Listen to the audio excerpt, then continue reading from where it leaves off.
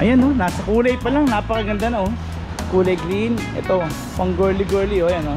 Napakaganda rin nito at super ganda ng design. At meron silang top box sila na napakaganda. Kinakabit na ni Kuya ng battery na masample natin kung anong meron dito sa bago nilang ina-upgrade. Tanong natin mamaya kung anong model ko. Kung napapansin nyo yan, napakaganda. Kung gusto nyo ng kakaiba naman po ang kakaiba tungkol sa e-bike, no? Naku, ito po ang marirecommend ako sa inyo. Kasi ito pwede sa mga mag-shoota ba? Mag-shoota. Kasi po, bakit? Dito si Shoota, si Popsi at si Mamsi dito sa likod, di ba?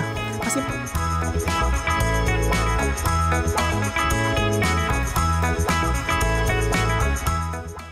magandang pinagpalang araw po sa inyo, aking mga kaikot. Ako nga po pala si Judge TV Vlog. At meron din po akong Facebook page. Ayan po ha. Naku, masisiyahan po kayo. Lalo na po yung ating mga senior citizen. Kasi ipapakita natin dito is parang classic na classic po talaga. At syempre, shoutout din po sa ating mga PWD. Uy, kamusta na kayo? Happy New Year. Sana stay strong tayo lalo kasi syempre bagong taon na naman po ito.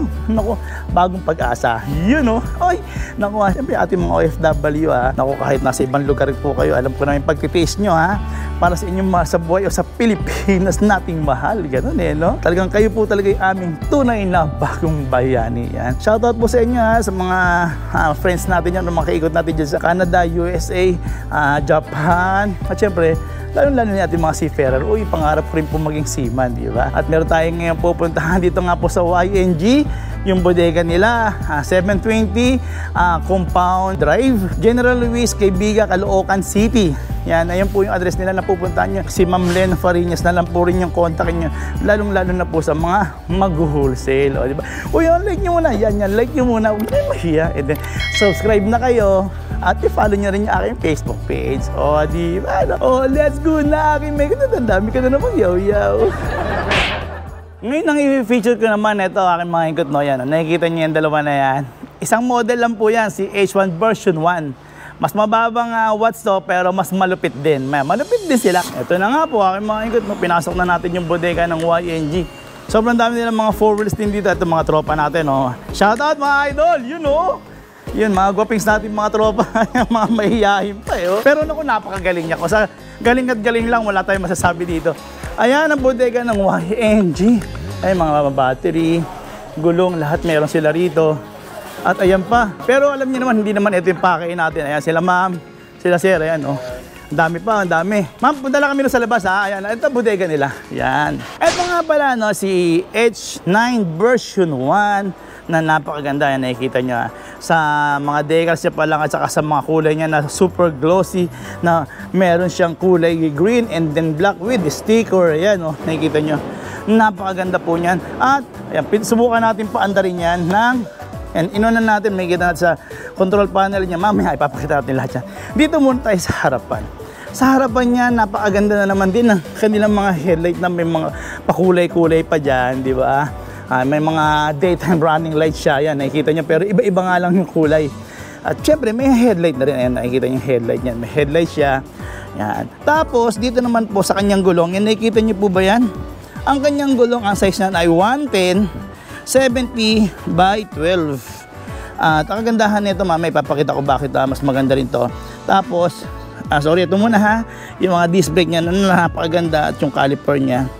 Tapos, ayan po yung kanyang yan yung tinidor niya, tinidor talaga, Tubeless na rin po yan, Tubeless na siya, so sobrang ganda na yan. At yung kanyang mga decals yan, meron pang mga logo ng Shell dyan, yan, mga iba't ibang makikita nyo dyan. At dito muna tayo sa taas, yan. Nakikita nyo sa control panel niya, nalikabok pa Talagang kabababa lang nito, galing bodega nila. So, kinulit ko lang sila para ma-feature ko para sa inyo. Yan.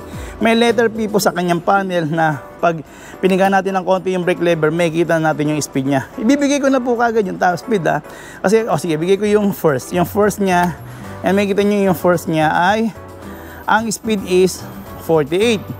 Ngayon, yung second speed, ayan, teka, medyo baka may mahulog tayo dyan. Sa second speed niya, ayan, 98. Sa third speed ay, ayan, baka parang gusto ko nasakyan sa third speed kasi baka mag-wild lalo. Ayan. Nag-ano to, nag 41 pero meron pa sana Magpo-41 siya. Tapos, yan, ang ganda ng kanyang mga handlebar. At makikita nyo na meron siyang dalawa rito na fluid na para sa brake naman natin yan. Dito naman po, makikita nyo yung speed selector niya, 1, 2, and 3. And then dito naman po yung headlight. Dito po, ang ganda nito, may reverse siya. Hindi na kayo magtutulak-tulak pag mag-atras kayo. Yun. Tapos dito may busina na rin. Yan, may busina na rin siya. At yung turn signal niya, nakikita niyo po ba yung turn signal? Ito naman yung low beam and high beam with hazard. Yan ang maganda. Di ba po? Tapos dito po tayo, meron siyang pabulsa rin dito na meron siyang pwede kayong mag-charge ng inyong mga cellphone. Ang lalim, oh. Ang lalim din po, yan. Ang lalim. Tapos dito naman po, meron tayong sabitan dito ng eco bag. Dito naman po yung susi niya. May alarm na rin po to. Yan, may alarm siya. Dalawa yung susi.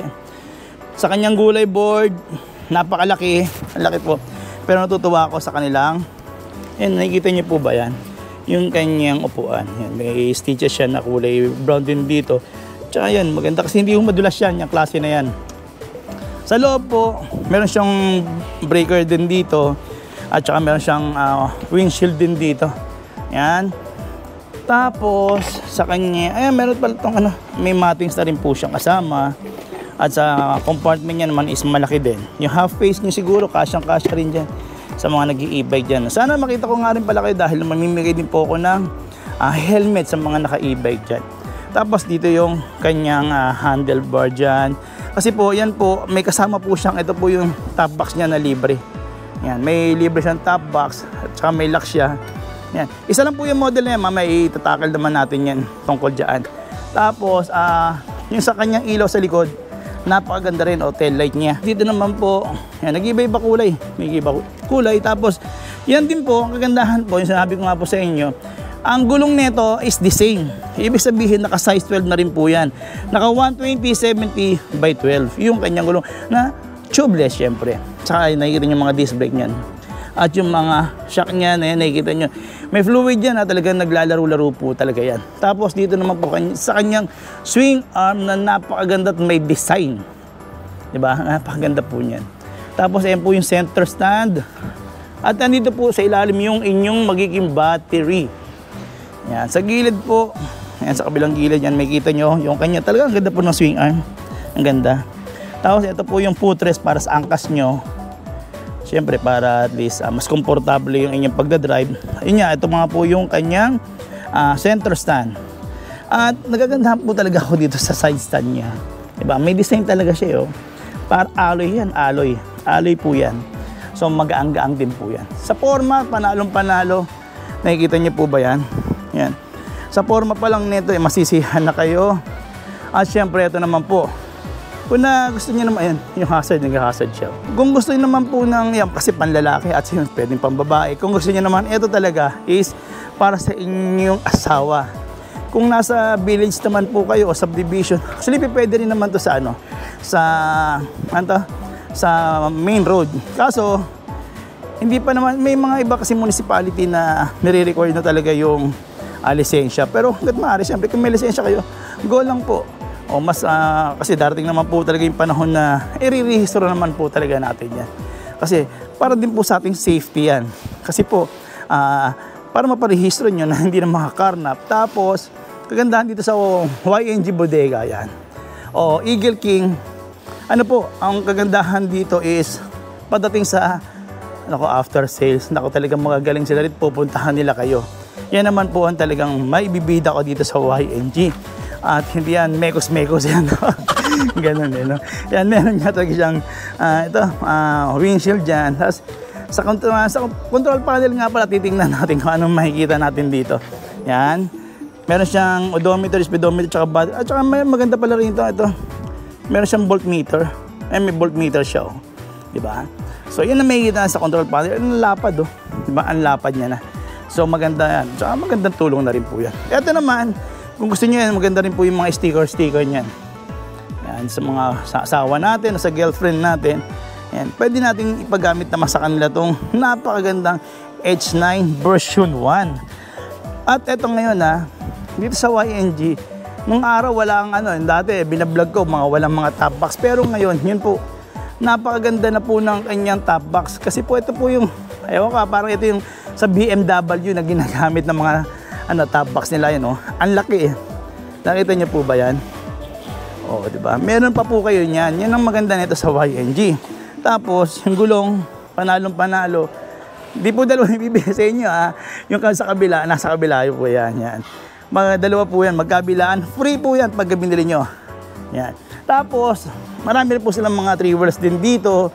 Pipili lang po kayo ng mga 3 wheels nyo dyan. Ito na aking mga kaigat. Kung napapansin nyo yan, napakaganda. Kung gusto nyo ng kakayo, naman po ang kakaiba tungkol sa e-bike, no? Naku, ito po ang marirekomenda ko sa inyo. Kasi ito pwede sa mga mag-shoota ba? Mag-shoota. Kasi po, bakit? Dito si Shoota, si Papsi, at si Mamsi dito sa likod, di ba?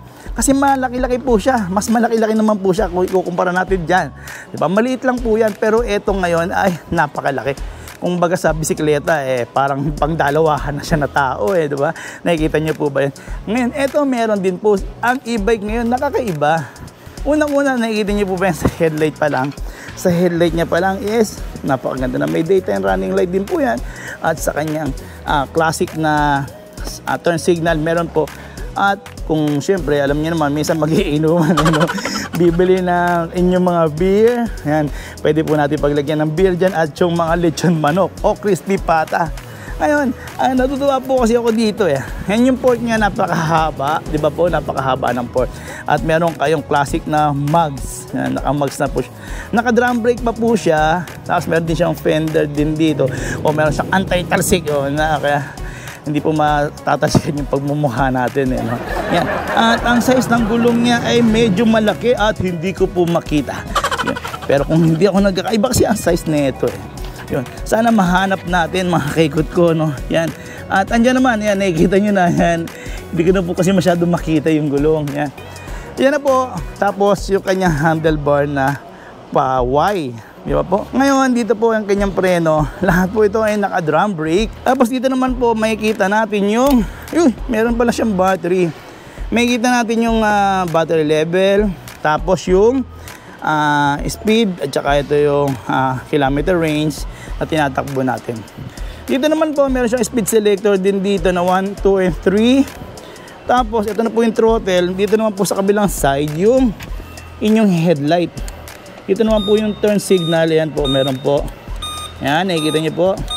At yung busina. Kagandaan nito, meron pa rin po siyang footrest o gulay board, kung ano man siya. Kasi meron pa rin paglalagyan ng inyong pagintusan kayo ng mineral water. Kayang-kaya po yan ng isang sakong bigas. Kayang-kaya pa rin po yan. At ang kagandahan nito, napakalaki po ng inyong battery. Sa kanyang pedal, ito po, may pedal assist siya. At para makuha nyo itong battery na yan, yun nga, maganda nito kasi pwede nyong dalhin kung nakakondo kayo, pwedeng doon na po kayo mag-charge. Yan na po maganda nito. Tapos disusi, very safe. Hindi po basta-basta mananakaw to o maninenok, diba? Kasi po meron tayong susian. Yan, para hindi po siya mananakaw. Ngayon sa likuran naman po, yan, napakalaki din po ng inyong angkasan. Si girlfriend po, ilalagay, pwede natin isakay dyan o isama natin. Minsan kasi nagsiselos no? Yun. At yun pa, ang gaganda po ng kanyang mga decals yan. Nice bike. Kasi pwede nyo naman pumalitan niya kung nais nyo, di ba? Kung ayaw nyo naman may mga ganyan stickers, pwede nyo naman tanggalin. Ang ganda pa rin naman po di ba? Nakikita nyo yung fairings na yan. At yun, mabalik tayo dito. Naka-dual shock shield dyan sa likod. Di ba po? Kasi ito po yung kanyang swing arm na manipis pero yan naman ay pasok na pasok po para dyan sa klase ng e-bike na to. Yun, ito po yung kanyang motor. Ang motor nga po pala nito is naka 500 watts na po ito. Yan, naka 500 watts at 48 volts, 20 amperes. Yan, nakikita niyo po ba yan? Yan po siya. Tapos ito po yung kanyang footrest din dito. At yung gandahan nito, meron siyang stainless na center stand. Yan.